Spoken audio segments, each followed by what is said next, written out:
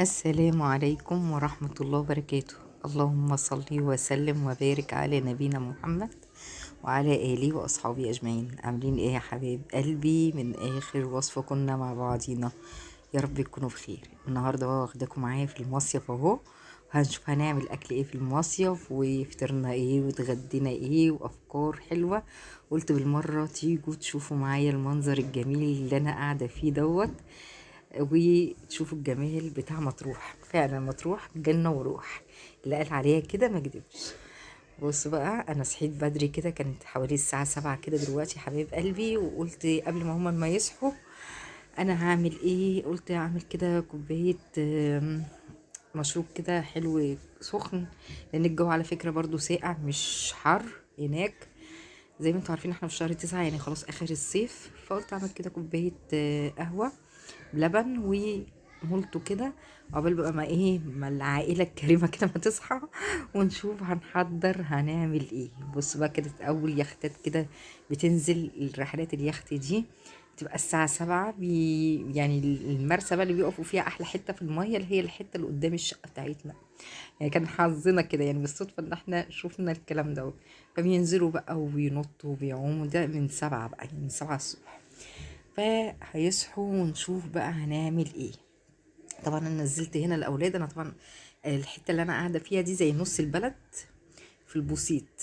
فقلت لهم طب خلاص ينزلوا بقى، جيبوا لي حبه فلفل الوان كده، وبصل وطماطم وخيار. وطلعت، كنا واخدين معانا من مصر هنا، كنا واخدين طبعا الجبنه القديمه دي، وكنا واخدين طعميه، كيس طعميه حطينا في الفريزر بنفكها. طبعا ممكن واخدين معانا اكياس فول، ماما ربنا يديها الصحه والعافيه كانت عامله لنا بقى ايه، فول كده يعني تحفه، هي اللي مدمساه في البيت. فقلت كده نجيب كده بقى الجبنه القديمه، وحطيت عليها طحينه وحطيت عليها زيت، وهقطع بقى كده فلفل الوان عليها. وهحط برضو ايه تاني، طماطم برضو. الطماطم والطحينة والفلفل والخيار والحاجات دي يعني بتهدي الجبنة القديمة، بس حلوة تفتح مع النفس، بالذات لما يبقى معاكي بقى طعمية سخنة كده. يعني هناكل كده وايه، الدنيا مع الطعمية كده تبقى جميلة. حطيت طبعا بصل، ما فيش حد يقول لي بصل ايه على الصبح، لا احنا بنحب البصل يا جماعة. في معجون سنان فرشة معجون سنان هتظبط الدنيا يعني، والغرغرة والكلام ده جميل. فكده اول طبق حضرته معايا في الفطار، وهي الجبنه قديمه بالطحينه والطماطم والخيار والبصل، تحفه. طبعا هنقلي طبعا طعميه، وهنعمل حبه فول كده اهوت حلوين. وطبعا هنفطر بقى في الفرندا الجميله دي، بسم الله ما شاء الله. يعني الشقه اللي احنا واخدينها فيها فيها فرندتين كبار، وفيها آم، شباك كده كبير في المطبخ برضو بيطل على البحر. فهنا كنت بطلعت بقى الفول فك، وعصرت عليه كده بقى الليمون يا حبايب قلبي.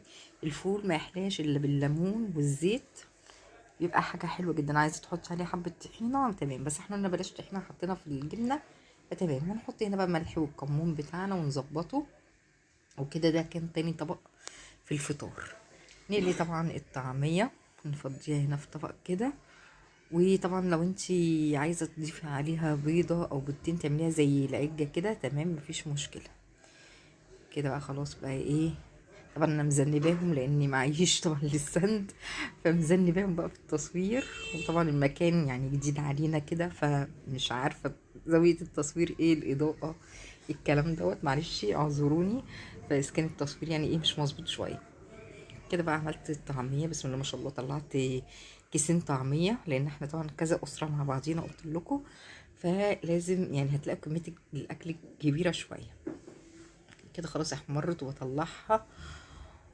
وطبعا كنا غاليين اللبن بقى عشان الشاي باللبن وكده. بصوا ده بقى المنظر من المطبخ، بصوا بقى جمال المنظر. انا قلت كده اخد لكم لقطه واوريكم انا واقفه وشايفه ايه الجمال اللي انا شايفاه.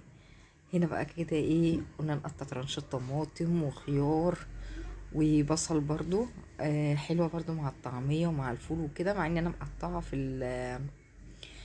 في الجبنه القديمه. ممكن تستبدلي الجبنه القديمه جبنه بيضه يعني علب وكده. ادي كده حطينا في الفرندا عشان ناكل فطار خفيف كده بسيط قبل ما ننزل البحر. بص بقى الجمال ده ابن اختي. طلع كده في الكادر مره واحده معلش. ويجي بقى منظر البحر والاكل بقى والناس وبتاع، يعني احلى فطار الواحد يفطره الصراحه. وادي العيش بتاعهم، العيش ده تبع مطروح، حلو برضو مش وحش يا جماعه، جميل. هي مشكله مطروح بس في الميه، لازم تاخدي معاكي ميه كتير جدا عشان الشرب والاكل. هنا بقى كانوا جايبين لنا كده مشروب اندونيسي غريب، الواحدة كانت عاملة حوالي 70 75 جنيه، ليه مش عارفة يعني. بس الأول بتحب تجرب. واحدة كان بطعم جوزة ايه، اللبن جوزة الهند بالكنتالوب، واحدة لبن جوزة الهند بالفراولة. هنا بقى كنا بنحضر الغدا، وطلعت طبعا الشاورما اللي احنا كنا محضرينها مع بعضينا في الفيديو اللي فات. باخدها بقى من الصوص بتاعها كده واشوحها مع حبة زيت لغاية ما تشرب بقى خالص الصوص بتاعها اللي هو بالزبادي والبهارات بتاعتها وكده. وانا زودت لها برضو، هزود لها بهارات علشان طبعا هحط لها بصل واحط لها فلفل، ما حطيتلهاش طماطم، ممكن حبينا ايه بصل فلفل. ركنت كده حبة الفراخ لما دخلت كده في نص سوا، وفي نص الصينية، والنص التاني قلت هشوح فيه البصل بتاعي. والبصل بتاعي كان جوليان كده، بصل جوليان يعني جوانح كده. بعد كده خلطتهم تاني مع بعض والزيت، وهنزل بقى توابل تاني كاري وكركم كده برضو، وده كان فلفل احمر برضو جوانح كده، اقلبهم مع بعض. وهنعمل عملنا، اختي عملت جنب منها حبة مكرونة كده مقصوصة صغيرة. ويبقى النهارده غدانا الشاورما. بص ما تعبناش ولا تبلنا ولا حاجه، على طول كله على النار. الوصفات دي حلوه وجميله اللي احنا كنا عاملينها في الفيديو اللي فات، بتنجز معانا يعني جامد، بسم الله ما شاء الله.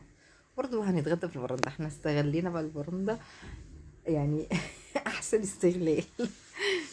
تعالوا اتفضلوا معانا يا حبايب قلبي كده، بوريكم المكرونه المسلوقه والصلصه. ودي كانت اكلتنا.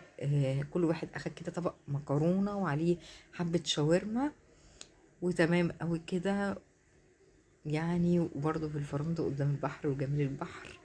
كده كان وصفات الاكل بتاعنا في المصيف. ولو عجبك الفيديو لايك وشير وكومنت.